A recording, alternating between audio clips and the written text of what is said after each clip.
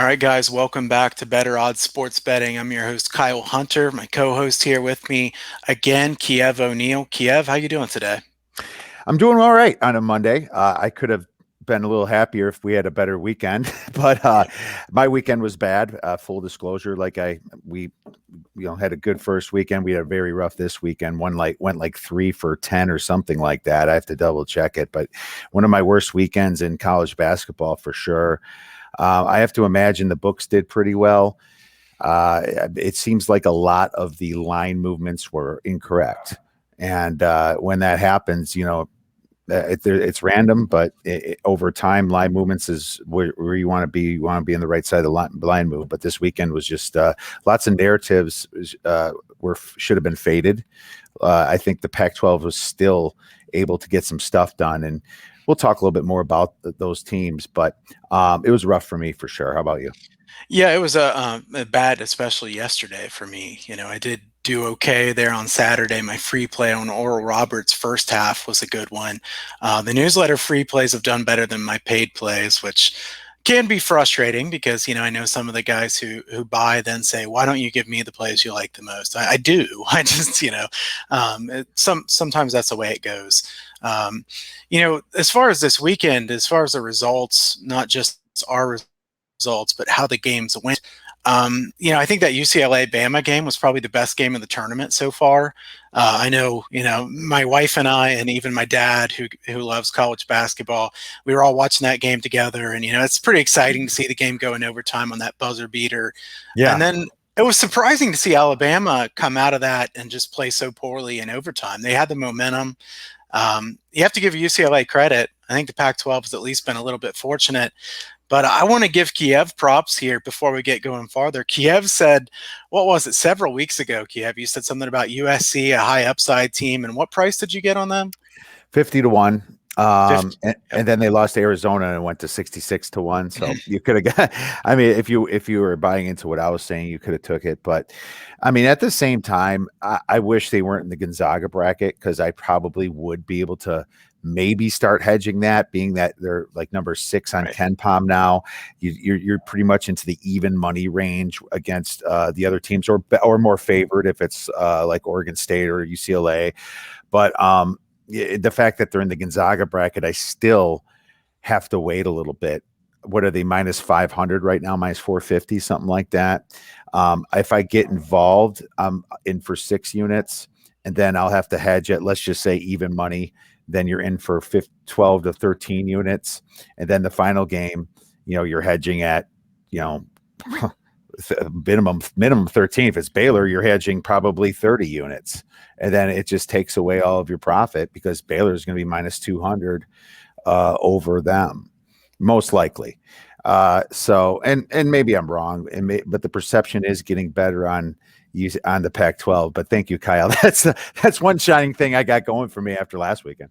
Well, I had to say that because a few weeks ago when you said that, I gave you a hard time for it being a Pac-12 team, and then 3 of the 8 teams in. Heck, it might have been 4 if they didn't play each other here. Yeah, So, yeah. so I have to say too, we have quite a few people watching live. So if you have any questions, you can drop them in the chat. We're always open to that, certainly. But as far as this past weekend, still quite a few upsets. Moneyline underdogs have done really well. To me, I think that these moneyline underdogs have done extremely well because this tournament has been unique. It's very different than what we've seen in a lot of the past seasons. We'll see if it keeps happening here, but I think now's a good time to go ahead and get into these games. Let's talk about the first one coming up tonight. Oregon State and Houston. I think Kiev and I have a little bit of a disagreement, which doesn't happen too often, but I think that's probably good for the show to have a little bit of disagreement sometimes. Here, as we're looking at this one live, we have Oregon State catching 8 points, Houston minus 8, total 129 in this one. This one opened 131, has dropped down to 129. I'll start here with this one. The total, I agree with the line move down. This one's played at Lucas Oil Stadium. It's hard for me to take an over with these two teams who both play slowly. The question is it going to help Houston that they just played a zone? Now they're going up against an Oregon State team that has been winning with that zone defense.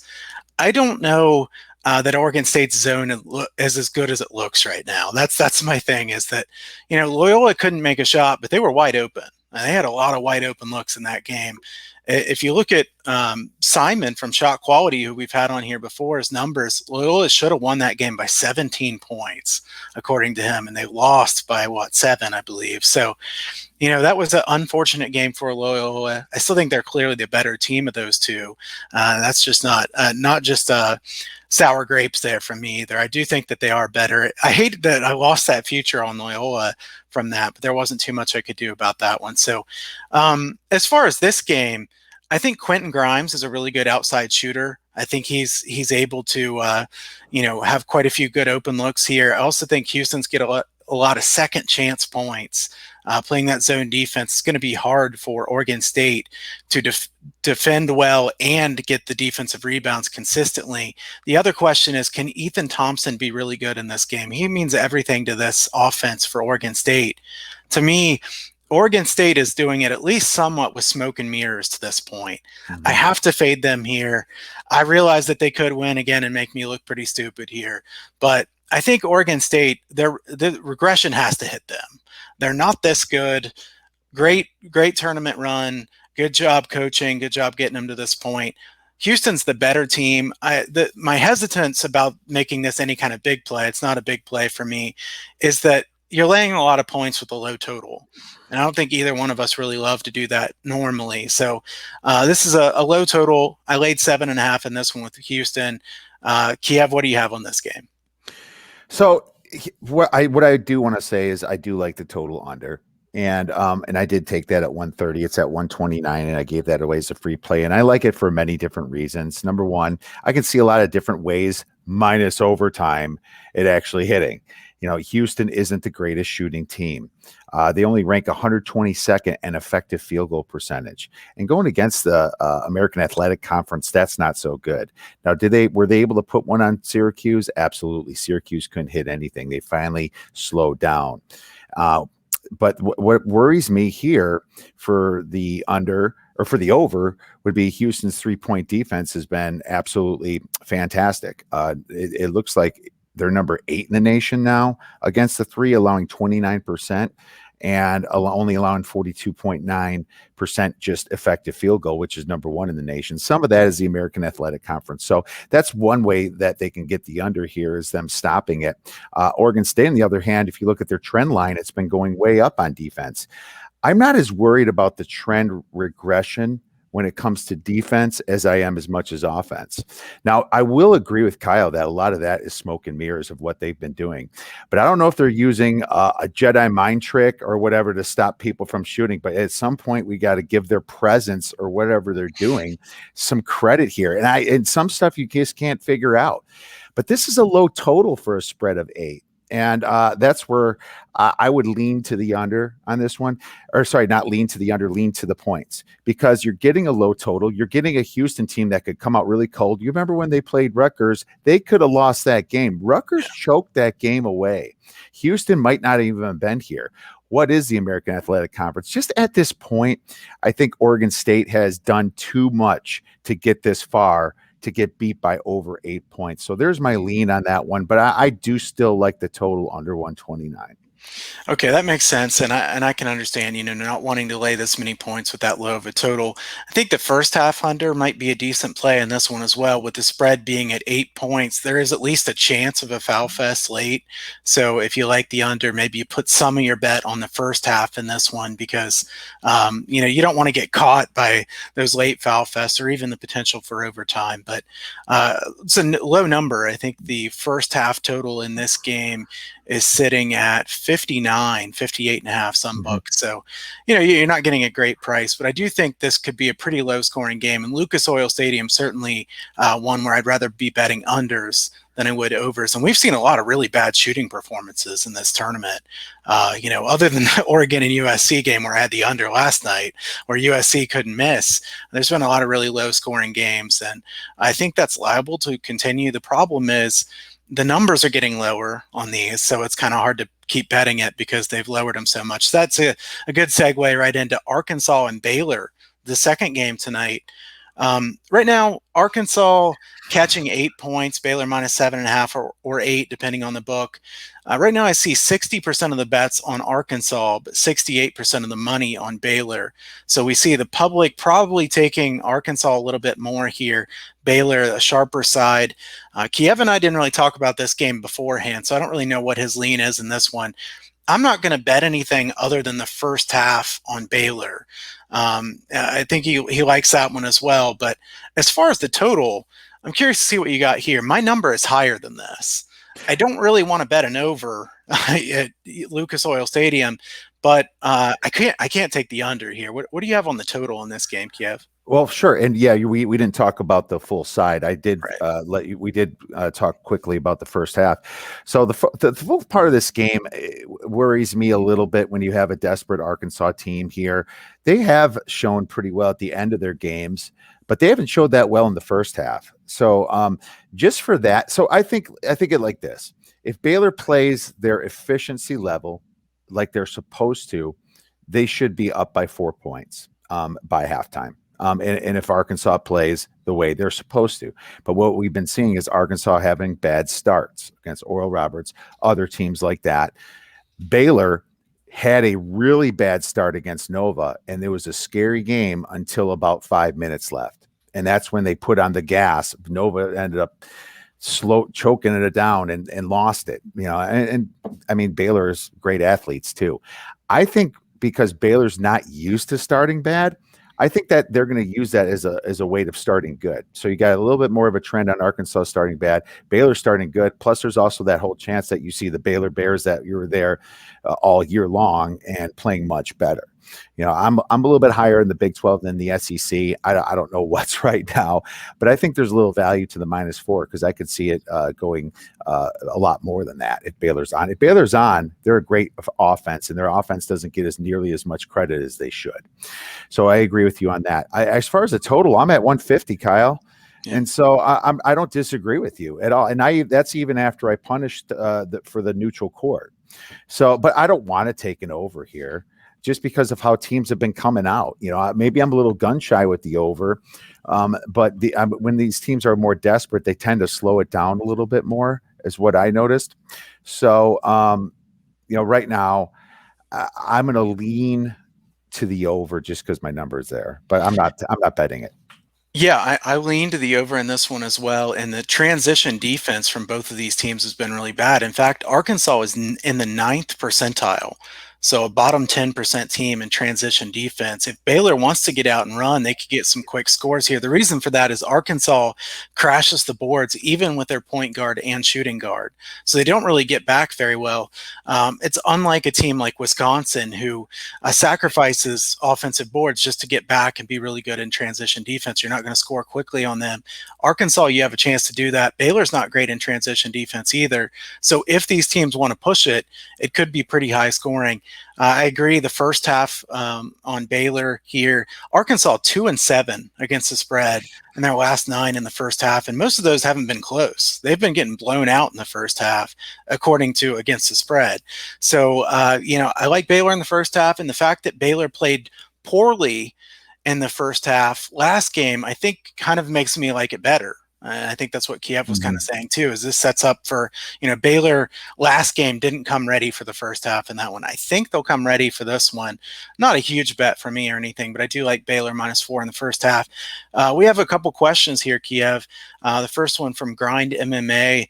Kiev's more the MMA guy here. So he joined here and asked if do we like Baylor Houston moneyline parlay? Kiev, why don't you start on that one? Do you like that moneyline parlay or not? I did a couple where I thought there was value because the lines were off by a point or point and a half. Maybe not necessarily would be betting the side, but in this situation here, I don't like. So I think Houston could drop this game to Oregon State. The way that would happen is if they come out like they did against Rutgers. That's what I'm worried about. Now, Baylor, you expect them to win, but this money line parlay only pays at what, -135? Is that about right? Because they're about 7.5, 8-point favorites. So a money line parlay, I think, would be around -130, -145. You're not even getting 135. You're not even getting even money on it. So that worries me a little bit. I'm not like 100% against doing it like that. I suppose I would rather use Michigan in this situation just because with Baylor, because at least with Michigan, you got to have a team that's a number one seed that's playing like a number one seed right now. And I know, yeah, we complain about Florida State and the officiating, but Michigan's a good team, very good team. And I trust Michigan more because Michigan played in a power conference. So if you're going to do something, I would probably select Baylor and Michigan because you're getting close to the same amount of money. Oregon State's a little scary right now. Oregon State they're ranked number 22 in height, while Houston's like in the 160s. Good stat from Felica came out today. He said double-digit seeds in the Elite Eight are 11-5-1 against the spread, and 4 of the last 7 have won outright. So that would worry me a little bit. But I'm not going to talk you off a good play. I just think this is a negative EV play in general, and the Baylor spread is close to where it should be. Michigan, I might be placing a bet on, so that's why I'm pushing in that direction. Okay, yeah, and if you want to drop in what the odds are on this one, that would give us a better idea. I mean, it might even be more than minus 135, Kiev, because if you look at the money lines here, depending on where you're at, I mean, Baylor's as high as minus 385 on the money line, and Houston is minus 375. So let me put it in real quick while you yeah, talking. yeah, that'd be great. I do think that Baylor will win this game outright. I don't know about the spread. It's going to surprise me if Baylor loses this game. Obviously, I like Houston because I wagered on Houston here.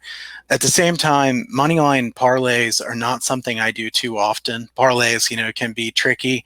So I don't hate this one, but it depends on what kind of odds you're getting here. So, I think Baylor against the spread, if I had to bet Baylor and Arkansas on the side, I would bet Baylor minus the points, thinking that Arkansas has really not played very well. This is a big step up in class for them. Baylor played a really good second half, and their defense looks like it's coming back around. So I do kind of like Baylor minus the points if I had to bet something there. And on the money line parlay, like I said, I'll lean toward thinking that's a decent play, but it also depends upon the odds here. So I don't know, Kiev, do you have any? Yeah, you're right. So minus 378, minus 360. I thought it was going to be more like minus 300.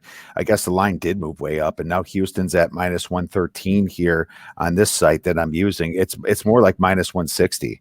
So there you go. That's tough. I don't think I could take that. Minus 160 is too much juice for me on a money line parlay. And actually, Michigan, Kiev just said he likes it better. Michigan's only minus 300 on some sites, so that would certainly be cheaper if you want to go that route. So I think you have a good chance of winning, but I don't really love taking minus 160, and I think that's what Kiev says too. It's you got to think about what you're laying, and I don't like laying a lot of juice. So I think I would pass on that one, but if you like it a lot, I don't want to talk you off of it like Kiev said. So more juice than what I want to lay, but not a terrible look either. So let's move on to tomorrow's games now, Kiev. We look at first USC and Gonzaga. I mean, for me personally, as a fan, this is the game I'm looking forward to the most. USC and Gonzaga. This one's going to be a lot of fun. USC has played tremendous these last couple games. I mean, Oregon's a really well-coached team, and that wasn't a close game last night. USC has really been shooting the ball well. Obviously, you can't really assume they're going to go 10 for 17 from three-point range consistently because USC is not really that good from three-point range. Yeah. Defensively, USC is great. And kind of in my brief notes on this, USC is number 1 in the country in two-point defense, and Gonzaga is number 1 in the country in two-point offense. I believe Ken Pomeroy posted something about these two teams are the best in either many years or all time when it comes to two-point offense and two-point defense. So we have strength on strength here. Who's going to win that battle? Timmy's a really good player for Gonzaga down low, but he hasn't faced the Mobley brothers. This is not exactly the same type of competition Gonzaga's had throughout the course of the season. I have to say that I think USC is tougher competition and a trickier game for Gonzaga than most teams that are left in this tournament. This is a tricky game. Gonzaga is very good. I really do think Gonzaga is likely to get to the title game. And I agree with this comment that Baylor and Gonzaga is likely to be the final game here. As far as the spread, when I look at this game, I say, okay, 9 points is quite a bit for a team with the upside of USC. I don't really want to go against Gonzaga too badly. In the paint, this is a really interesting one. The battle in the paint, USC is outscoring teams by 11 points per game in the paint. That is excellent, 98th percentile in the country. Gonzaga is first in the country, outscoring opponents by 19.1 points per game in the paint. So again, a strength on strength. The caveat to that for me is Gonzaga has been beating up on Santa Clara and St. Mary's having a down year and stuff like that. USC's defense in the paint is much better than what they've been playing against. So I'm going to say my strongest lean in this game is the under. I know it's not easy to bet an under with Gonzaga and USC, and maybe USC will burn me twice in a row if I take an under here.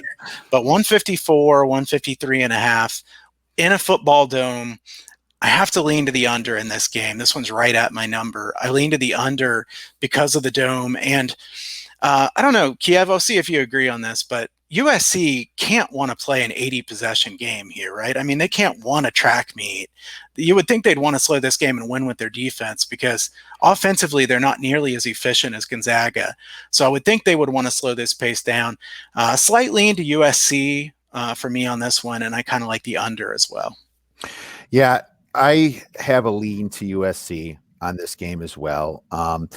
If you noticed, Oregon kind of did try to take it to USC, and USC was smart enough to get back, and they let the game come to them. They used Oregon's sloppy possessions, kind of like Oregon did against Iowa against them, and it gave them some transition points. And USC can get transition points, but they're going to get back on defense, and Gonzaga is going to have to get that ball up. Timmy is fantastic. He's also a fantastic passer down low, but I haven't seen him matched up against anybody that worried me more than Matt Harms from BYU. I mean, Creighton was missing everything in the paint. I mean, layups, but they're getting there and just missing them. I was like, I do think Gonzaga's defense is good. Don't get me wrong. It's better than Iowa's. It's better than a lot of teams, but I don't think it's that great. And I think that they're still an offensive-based team. If you're going to see some regression from somebody, I think that Gonzaga is a candidate just like USC. And yes, USC has been shooting out of their minds, but USC knows that they're in the same situation. They're coming in with the underdog role right here. And what's Andy Enfield, 10-0 now? Yep. It just keeps building up with Andy Enfield here.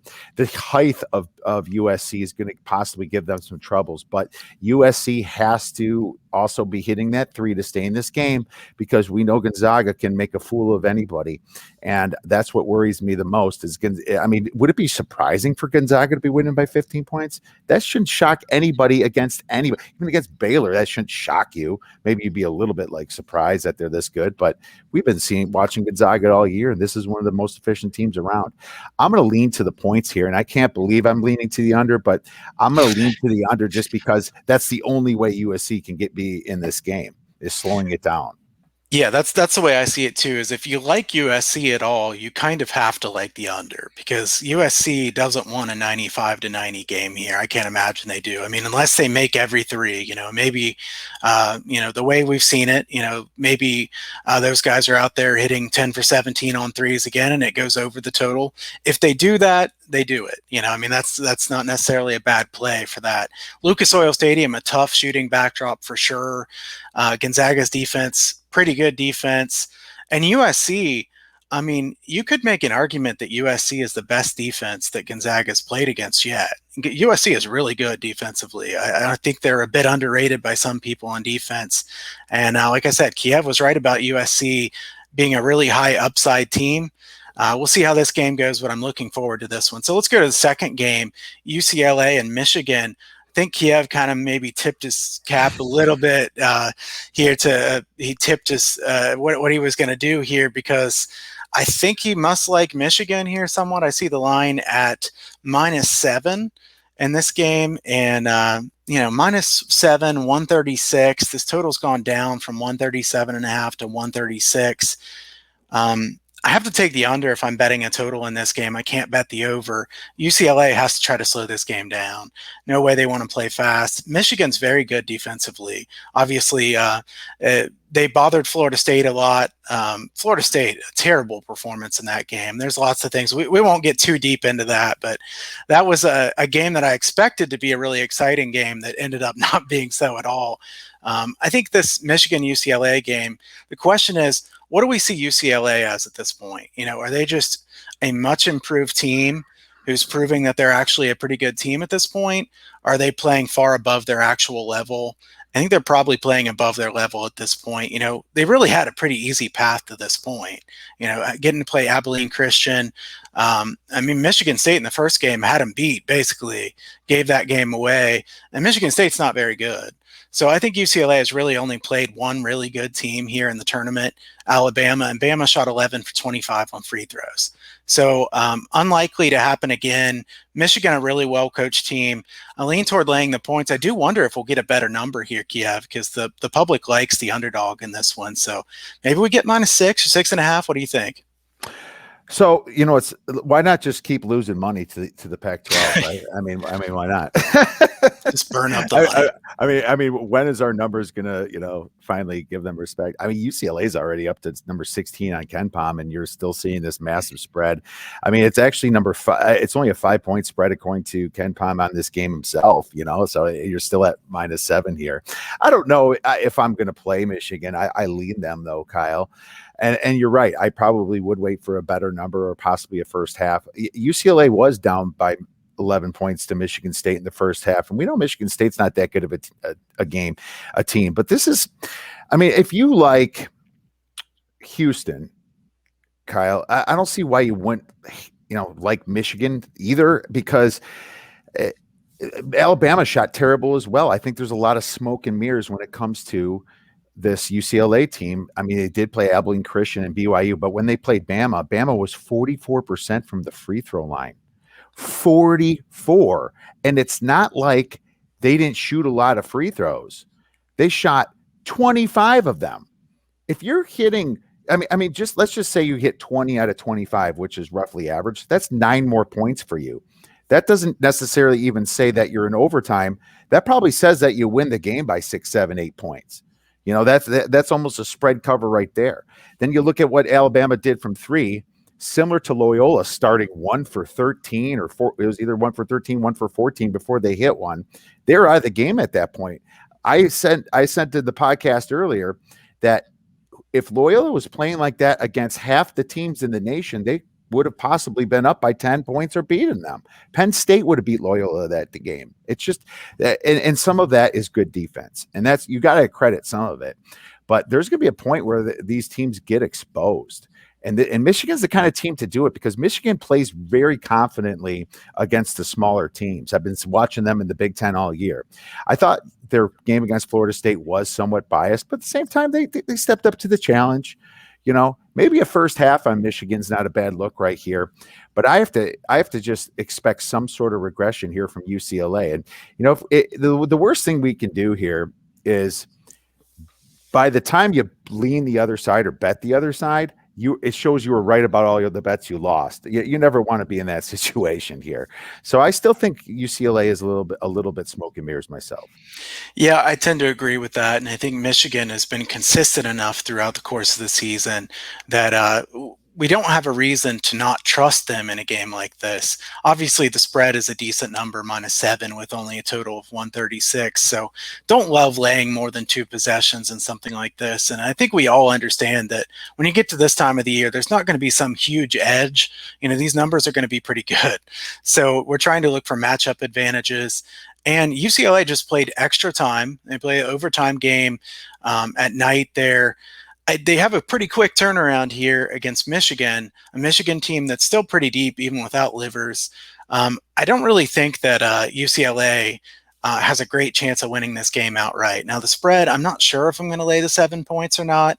Again, I lean to the under in this game. So I guess we would assume that the most likely matchup here would be Gonzaga and Michigan. And real quick here, Kiev, before we're done, I want to say, do you have any thoughts on what would the Gonzaga Michigan line look like? You think Gonzaga favored by 6.5 or something like that? I mean, because Michigan has to be rated higher than USC, but I think you could make an argument that USC has about as good of a chance to win outright against Gonzaga as does Michigan. Michigan with not quite the high upside without Livers that they would have had with him. So just kind of curious to see what your thoughts would be if that matchup comes to fruition. I think it would be a 7, Okay. and if Baylor's a 6. Okay. I mean, I kind of think that's where it's located. Haslametrics, Eric texted something out that he had, I believe, Baylor by 7 or dogs by 7 points to them. One thing I do want to mention here about how cool this Elite Eight is that the coaches, none of them won a national championship ever, you know? And I mean, you don't see the Krzyzewskis here, right? You don't see the Roy Williamses here, the Tom Izzos. And that's part of the reason, you know, and it's cool that we're finally going to get a new coach here that's never won it. And that's what's, you got to remember the excitement of watching these games over what you bet. Don't sit there and like worry about your bet. Just enjoy what you're going to get here. I think that's the most important thing, because college basketball is fun and it's a great sport. And you never want to bet over your head where you're going to really not enjoy the game because of something, you know. Try to enjoy it. But you know what, I do agree that Michigan has a ton of upside, really, even without Livers, just because they've played very well. I think it's USC, though, matchup wise, is probably just as good as Michigan against Gonzaga, matchup wise, because they're tall, defense, playing great right now. You see USC, when they finished the season, you know, it wasn't terrible. They won 3 of the last 4 games. Michigan lost 3 of their last 5 games. So I do like that about USC, but I'm just excited for the coaches here, and I think it's going to be a great Elite Eight here. Agree, and I think it'll be interesting because we're going to come back on here later this week, either Thursday or Friday. Probably try to do Friday if we can. We'll see what kind of times we have. We'll tweet it out. We'll have a guest on with us here later this week to break down the Final Four.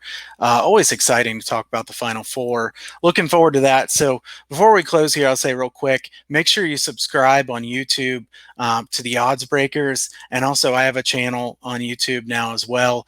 I know Periscope is going to be going away pretty soon. So more important to subscribe to YouTube now so that you can catch notifications for when we go live coming up. So we'll be doing more here as we round out this basketball season. Then it's almost time for baseball. So that's just right around the corner. Looking forward to it. So we'll chat with you guys again here later this week. I hope everybody enjoys the Elite Eight, and we'll chat with you again soon.